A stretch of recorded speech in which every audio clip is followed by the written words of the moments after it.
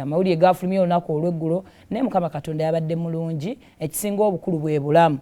byonna zino emmotoka tugulangule naye obulamu kasita bwanga buweddewo kiba kirala nnyo Mukama Katonda yayambye ababiseeko akasubi era wetwogerera ssaawa zino babalese e Kampala balina Kasero Hospital latest kyemutegeddeko tebali bubi nnyo embeera it is not alarming nga wonogamba nti banaye no it is not so bajja kubeera bulungi twongere kubasabira busabizi babadde bagenda Masaka ne bafunira akabenje ku Masaka Road tegeddeko nti Aida Mugo yabadde avuga so ekyabaddewo ne kibeerawo but Mukama mulungi kasoka talk sound nga bwe kyabadde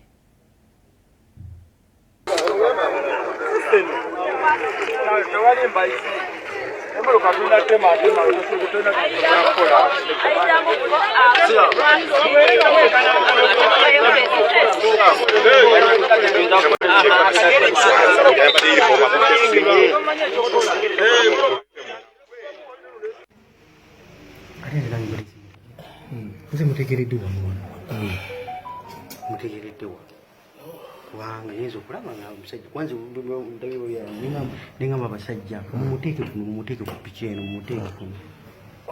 muvuze kubamba luka amuvuze kuba kyaluso waawo kyaluso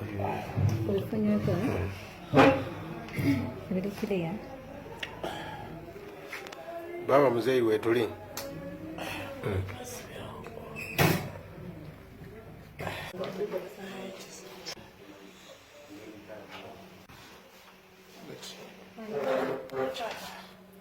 Aida alimulango bagenze mulaba. Be strong. Aida taina usoka. Ati era kati ngana we boli toina nauzi noli bwali. Taina buzibu kwanza simu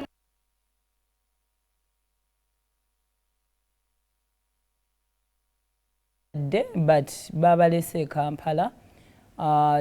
tubateeka musaala Mungu abanyiga ebiwundu basobole okudda bakole emirimu gyabwe nategeddeko mu bbanga nga eritasukka myaka 2 Mbaziira kano kabenje kakubiri the things nga tuba tulina oba olina kusiiba kyonna kyoteekeddwa okukola kikole abantu abamu nze nali waliwo abantu bentera okwogera nabo n'omugambo oba omusujja guno banagamba nti tumesirwanko ku musujja yes okufa is fate tuteekeddwa kwagala butayagala ffenna essaawa ejja tuuka naye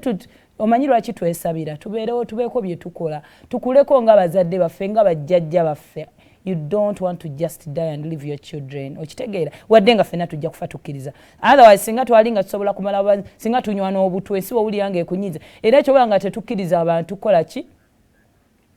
kano ke kaasooka waliyo abantu nga ye ku bbanga lyavugidde mu motoka okuleka bine bodaboda bye bizikalabula nga tafunangako kabenje tatomerangako tebamutomerangako so you have to ask yourself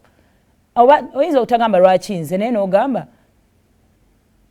tekigenda sijja kugwa kabenje nange kyobola nga bw'ofuluma ennyumba n'osaba bwe ffe musiraamu tulina edduwa bw'oba olinnya emmotoka n'ogisaba buli kimu kyonna kyetugezaako okukola is to protect ourselves most especially bw'oba tokozesa bintu bya bulijjo bino nti oba obadde onywa mwenge ng'ovuga kuba ebyo bintu omuntu alina byewala bwewazi lwaki oba ovuga emmotoka ng'omanyi otamidde lwaki oba okozesa ebiragalalagala lwaki oba ovuga endiima ebisigadde gwe just olina kwesabira so that nga abalokole bagamba omusaayi gwa Yesu ne gukola ki ne guprotectinga nobeera ng'obeera safe ku luguudo so Tone Mungu akuwonyeza obubenje bubiri ate nno si bwa muzannyo bwebanga emmotoka esobola okufaanana bwetyo neri emmotoka yo bwe yafaananye sit down and pray for yourself. I know, just pray for yourself. Mukama Katonda akuyambe. Eri abantu, the people in the celebrity world, kuba betwogerako tuli mu lutambula, abantu abalala bafa obubenje tubulabye naye waliwo obulamu bwe mutambuliramu. Nze nina bakwano bange abayimbi oba oli awo n'agamba ngenzeeko wano balinga bava wano paka wali niyo geno wulya seba ali eyo Mbarara, Rukunjiri, Masaka, kyotera Dr. Kofe mubeera wano ogenda okuyagagamba nva kyotera nvawa tugoba wano nawali tugoba emirimu mingi amini it is survival twagala kubeerawo naye naddala nga tugenda kati mu festive season that's where we are headed abantu abanakola ebivulu booking zigenda tandika abantu bo mukyalo buno babakwata mangu because bamanyi kye muntu ategese ekivulu kye ngamanyi kigenda beera mu kyalo amanyi omuyimbi gwayagala era kyobola olumu ogendola mu festive season nga abayimbi mu Kampala tebaliimu ate neze Kampala ne bazaagala kubanga ajja kukola ku bivulu nga bitaano ekiro adduke wano nawali twakyogerako kino ebbanga eriiseeko emabega awo balimpa bwe bafunira akabenje kwata ebivulu byowulira nti osobola bwebanga direction nti ogenda kuba ku Masaka Road ebere Masaka Road lwaki okwata ekivulu kive Masaka ate ng'olinayo n'ekye like nga kubo terisobola na connectinga nga it is too opposite olina sooka kudda Kampala ate osala ogende mu district endala esente tuzaagala naye obulamu bwe tusinga okwetaaga so kwata ebivulu by'omanyi bw'oba osazeewo kuba mu Kampala tofuluma teweetayikako pressure eyo nti no olina va mu festive season ng'okoze sente bweziti ate gwe ng'omuntu weebaliridde okuzzaayoko emabega tufiiriddwa public figures nyingi nnyo mu bubenje buno naye ng'ojja kwesanga nga just nti abadde Bambi agogeza kukwasaganyako ebintu ebiwerawera akageza ku to make ends meet ndaba wano mu mwaka gwa 1997 Menton Sama yafiira mu kabenje k'emmotoka era ng'ali mukozi wa CBS yali ava Iganga ng'ali Iganga yali ava Mbale era nga he was rushing to come back to Kampala kuba yali alina okugenda akole programu ye gye yali akola ku CBS mu mwaka gwe gumu mu bitundu bya Kabale Bugozi ku Masaka Road era around there Tonny ndoze bafunidde akabenje ne Menton Sama yakafunira era omugenzi Hamani basuddewo yafunira akabenje Menton Sama yali Iganga gyafunira akabenje basuddeawo ku Masaka Road nze nakula manyi omuntu omu yali afidde ku Masaka Road kwa siva Masaka basudde ekyo kyo nakula nkimanyi waliwo omuyimbi yafiira mu kabenje kyali kibi nnyo Bambi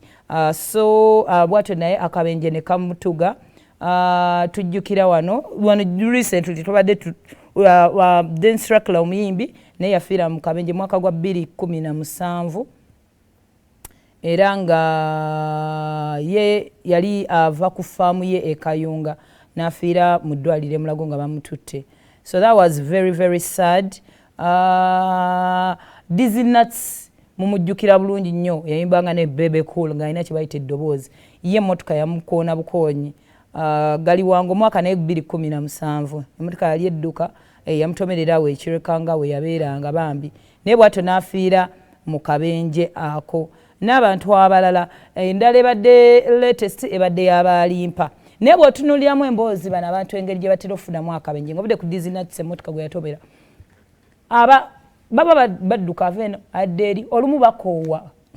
toberangako ndowooza ku stage so obulamu bw'abayimbi bwenjogerako mbutegeeramu katono aba ku stage ng'akubye ekivulu oleda akooye tebalinawo driver nti yabavuga olumu alina banne mu mmotoka oba olumu nga yavuga yevuga yekka alina akavulu akalala ne recently bagundi era nabo bani yani ono gwe twogerako ow'ennaku zino omuyimbi nabo balyoke bafuna akabenje amin alien tiimu ye ng'olaba baali balina gye bava ate basale badde ewalala nabo ne bafuna akabenje imagine ova Masindi ogenda yimba mubende so badia tubeetaaga tetwagala mawulire ga nnaku it is the last thing we want to come here and say gundi yafiiridde mu kabenje tubeere beegendereza mufune omuntu ali soba abavuge mwemanya abamu tolinnya ku stage nga totaddeemu so with that kuteekamu and getting tired emmotoka zaffe conditions ze zirimu naffe kennyini tuzimanyi enguudo zaffe tuzimanyi olumu goyinza obbeera na mulamu naye ku kkubo genda sangako ate omulala oba mutamiivu oba emmotoka ye just a mechanical problem ajja kugwemu man so tubeere ku kkubo twetaaga okubeerako nga tuli soba ng'olina first of all yosoba ku bwongo yosoba mu minds buli kimu nga kikola bulungi nnyo olumu tujja kubako kye tukendeeza naye nga Tonny tukuteeka mu ssaala wamu ne Aida Mugo mujja kubanga mubeera bulungi nnyo insha Allah ali tugende mboozi era gye tulina waawo Abanupu balina bagita conversion, yes, and